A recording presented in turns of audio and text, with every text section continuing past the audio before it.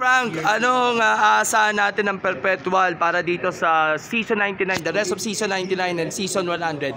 Short lang, maliit lang. Ang season 99, although you are talking about basketball, tapos na yun. Pero if you are going to say season 100, that is our goal to become champion. At of course, yung isa sa mga goal natin makuha na yung mismong kampiyonato, lalo na sa men's basketball or maybe sa overall championship ng buong perpetual sa ngayon. Yes. So, yun ang target namin.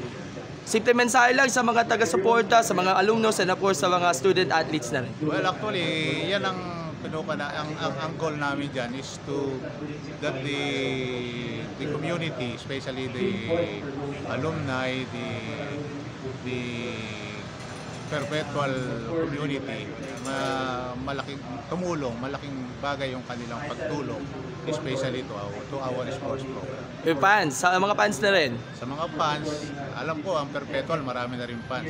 Not only fans sa basketball, but in all other events that we have, especially mga volleyball games, ganyan. Not only that, other events that we have. Thank you so much, Sir Frank, and nice to see you. Salamat po. Okay. Okay.